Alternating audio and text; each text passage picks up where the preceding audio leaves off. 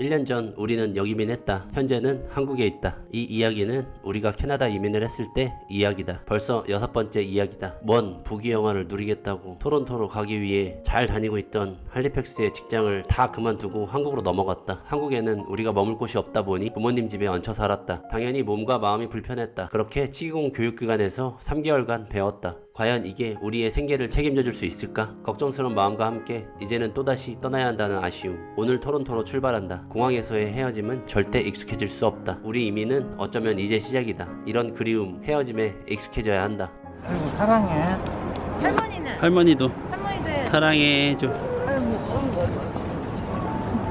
엄마 아빠 말 잘 듣고 재영이 취업해가지고 또 밥만 자고 또 와. 미끼랑 같이 와. 취업 잘해가지고 휴가 내서 또 올게요. 우리가 이렇게 가야 돼. 알아.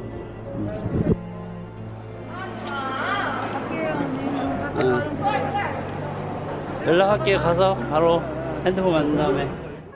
이때는 몰랐다. 임신 5개월 차에 캐나다로 다시 떠나는 딸을 보며 장모님, 장인 어른의 마음은 어떠셨을까? 그때 우리는 경주마 같았다. 앞만 보며 새로운 곳으로의 도전에 설레어 주변을 미처 생각하지 못했다. 이때까지도 우리가 또 내년에 아이 낳고 기회 만들어서 한국에 오면 되지, 이런 식으로 생각했다. 지금 생각해보면 참으로 병맛 같은 생각이었다. 이제 우리 이민의 마지막 종착지인 토론토로 왔다. 이민의 무게가 어깨를 짓누르고 그 무게를 이기지 못한 가장 그런 거 아니고 그냥 시차, 그냥 시차는 마동석도 못 이긴다. 여기가 피자집인데 피자 먹고 식곤증 왔다. 피곤한데 소화는 왜 이렇게 잘 되는지 일어나서 아메리칸 브렉퍼스트를 먹었다. 캐나다서 이미 2번 이사했다. 하도 바꾸고 정착하다 보니 헷갈린다. 땅덩이가 커서 다시 새로 해야 된다. 핸드폰 보험회사도 주마다 업체가 다르다. 롱 디스턴스라 다시 개통해야 된다. 세 번째 만드는 운전면허. 차보험, 집보험 패키지로 하면 더 싼데 우린 아직 집도 차도 없으니 이건 나중에 하기로 했다. 이 지긋지긋한 에어비앤비 생활도 그만하고 싶다. 집도 없고 무직인 외국인이 참 바라는 것도 많다. 불편해도 어쩔 수 없다. 갑자기 바깥이 시끄럽다. 경찰이 쫙 깔렸다. 여기서 190m 밖에 안 떨어져 있는 몰에 4인조 총기 강도가 들었다. 범인들이 우리 숙소 건물로 도망쳤단다. 왜 하필 우리 숙소냐? 특공대도 왔다. 나는 가장이다. 우리 가족을 지켜야 한다. 겁나 심장이 쫄깃해졌다. 쫄깃한 삼겹살을 굽고 있다. 희여사는 강심장이다. 총기 강도 따위 동요하지 않는다. 우리 집 앞에서 범인 4명 중 1명이 잡혔다. 여기서 3개월은 더 살아야 한다. 밥 먹을 시간이 없다. 삶은 계란 하나 먹고 나간다. 우리 집을 빨리 구해야 에어비앤비에서 탈출한다. 워크퍼밋 소지자도 모기지가 가능은 했다. 다만 영주권을 딴 후에 안정적인 상태에서 우리 집을 구매하고 싶었다. 한국이나 캐나다에서나 비싼 렌트비를 내는 것보단 은행돈 대출해서 내 돈 갚아 나가는 게 효율적이라는 생각엔 변함이 없다. 할리팩스에서 영주권도 땄으니 이번엔 집을 매매하려고 한다. 자쿠지까지는 오바다. 누가 봐도 살고 싶은 집이다. 누가 봐도 사고 싶은 집이다. 누가 봐도 비싼 집이다. 포기했다.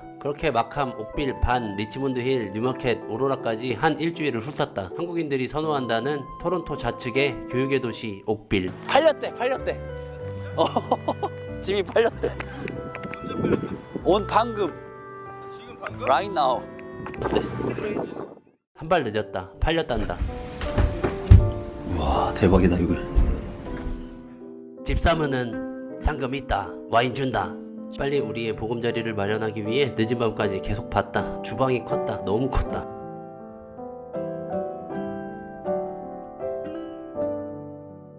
그리고 너무 정갈하고 깔끔하게 잘 정돈된 집. 역시 토론토라 스케일이 크다. 집을 보러 왔다 갔다. 너무 바쁘다. 둘째야 잘 있니? 울트라사운드를 보러 왔다. 임신한 상태로 너무 무리하는 건 아닐까 걱정됐다. 이민의 무게가 우리 아이의 어깨까지 짓누르고 그 무게를 이기지 못해 너무 피곤한 우리 아이가 아니고 얘도 그냥 시차가 안 맞아가지고. 시차는 마동석도 못 이긴다. 힘들었는지 입맛도 없나 보다가 아니고 그냥 취향. 얘도 취향이 있다. 대망의 오늘의 마지막 집이다. 입구가 작은 타운하우스다. 눈사람과 크리스마스 전구들이 반긴다. 왠지 크리스마스 같은 초록, 빨간, 화사한 분위기에 아라비아풍 카펫이 반긴다. 양탄잔과 페르시아 식탁과 흡사, 방울배 무늬의 현란한 소파, 현혹되고 있다. 뮤지컬 커튼, 창의력을 키워주는 파란 주황 벽지의 아이방과 기분이 오묘해지는 보라색 안방. 벽 색깔 때문에 굉장히 저평가되어 있는 집. 사겠다는 사람이 없다고 한다. 그에 반해 깔끔하게 피니시드 되어 있던 맘에 쏙 들었던 지하와 백야드 보였다. 작은 변화로도 큰 변화를 만들 수 있겠다. 적은 부분 리모델링으로도 나중에 집값에 긍정적인 영향을 줄 수 있을 거라 확신했다. 이제 목표는 이 집이다. 드디어 집 구매하러 왔다. 경쟁 입찰 방식이다. 이 집을 사고 싶어하는 경쟁자는 우리 외에 중국인 한 명. 한중전이다. 봉환증이 뭔지를 보여주겠어. 중국인 경쟁자가 좋은 가격을 냈다고 집을 판매하는 리얼터가 압박을 한다. 집이고 뭐고 떠나서 한중전이다. 가지고 있는 모든 총알을 베팅했다. 중국인이 포기했단다. 그래도 집을 안 준다고 한다. 와 이런 고집을 부리는 기고 와 왜 안 주냐고 하니까 돈을 더 쓰라고 한다. 더 이상 돈 없다고 했다. 아니 진짜 없다. 그러니까 집을 준다고 했다. 배짱을 부리긴 했는데 진짜로 못 살까봐 쫄렸다. 시세보다 싸게 샀다. 드디어 우리 집에 생겼다. 이제 리치몬드 힐로 간다.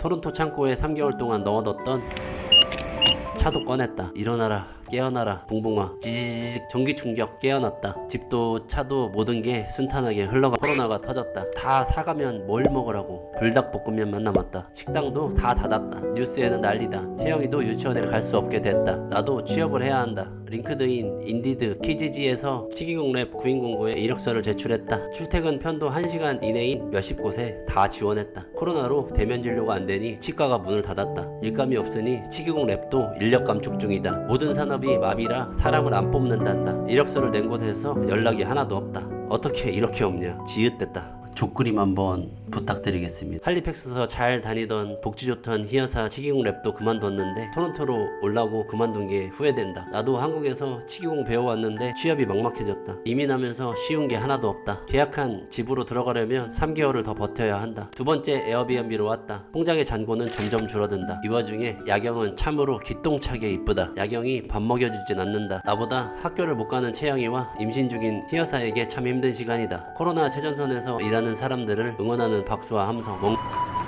막 지금 뭔 소린지 모르겠는데 사람들이 막 나와서 되게 박수치고 막 소리 지르고 막 이러네요. 저런 식으로 지금 사람들이 나와서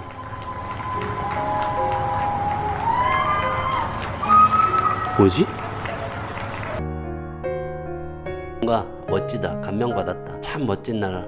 캐나다다. 드디어 우리가 계약한 집으로 들어가는 날이다. 이제 행복 끝. 고생 시작이다. 리모델링 공사도 시작이다. 공사 기간은 3주. 온돌이 어딨냐? 이삿짐도 없이 지하의 생 마룻바닥에서 3주간 살아야 한다. 식기류가 하나도 없다. 어제 먹은 커피 텀블러 잔을 하나 주워 밥을 대충 때운다. 사실 리모델링을 하다 불미스러운 일도 있었다. 공사가 3주 정도 지났을 즈음이었다. 인테리어 업체에서 추가 금액을 요구했다. 계약서에 계약한 비용보다 10,000불을 더 내야 한다고 한다. 공사하다 보니 자재값 세금 신고에 예상보다 많이 들었다 한다. 우리도 자금 계획을 해놓은 상황에서 더 지불할 여유분이 없었다. 리모델링 진행을 하다 보면 가끔 이런 일이 있다는 건 알고 있었다. 비용 외에 공사도 지연되었다. 공사 초반에는 여러 명의 기술자분들이 와서 했다. 2주가 지난 시점부터는 매일 딱 한 분만 오셨다. 공사가 더뎌졌다. 출산을 한 달 남긴 시점에서도 하루하루 지하에서 생활하는 불편함을 감수하며 3주를 버틴 건데 계약 때 얘기했던 3주보다 2주가 더 늘어났다. 다른 여러 인테리어 공사를 계약하여 그곳에 인원들이 배치되었다고 했다. 계약과 관련한 사항은 여러 번 재차 확인해도 문제가 생긴다. 어쨌든 다행히 의견 조율 끝에 그래도 공사가 잘 마무리되었다. 여러분들은 저희 같은 일이 생기지 않도록 꼭 철저히 하시길 바란다. 이삿짐이 들어왔다. 이사온 그날 밤 잠자리에 누우려 하는데 지지리 궁상 갑자기 마음이 화했다. 이런 생각은 깜빡이도 켜지 않고 훅 치고 들어온다. 잘하고 있는 게 맞겠지. 그토록 바래왔던 이민 정착이고 안정돼가는 생활과 별개로 문득 마음이 헛헛할 때가 있었다. 허한 느낌이 들어요. 허한 느낌? 왜 그런지 모르겠는데 되게 허해요. 마음이 갑자기. 외롭냐? 아니 그런 거보다 이민을 생각하고 이민을 진짜 우여곡절 끝에 이제 도전을 하고서 아니 그건 맞지. 끝나진 않은 거지. 끝나진 않고 이제 정착이 이제 제대로 된 정착이 이루어져야 되는 건데 그냥 여기서 이제 잘 살면 되는 건가? 그냥 그렇게 해놓고 이제 내일 아침에 또 이렇게 또 뭘 원해서 온 건가? 온 게 잘 한 거겠지? 이런 이런 생각들? 부모는 밤에 잠을 빨리 자야 돼. 오만 가지 생각들이 갑자기 들어요. 이상한 오그라드는 소리 계속. 해외살이 하다가 힘들다 보면 자연스럽게 그냥 우리가 한국에서 살았으면 어땠을까 생각했을 때도 있다. 그럼 그럴 때마다 지금까지 달려온 시간이 얼만데 까먹은 돈이 얼만데 아유 무슨 뚱딴지 같은 생각이냐 어딜 돌아가 그냥 다시 맘 잡고 살았었다. 5월이다. 눈이 내렸다. 이사온 집 뒷마당에 새 식구가 이사왔다. 토끼 가족이다. 역시 캐나다다. 자연과 함께 산다.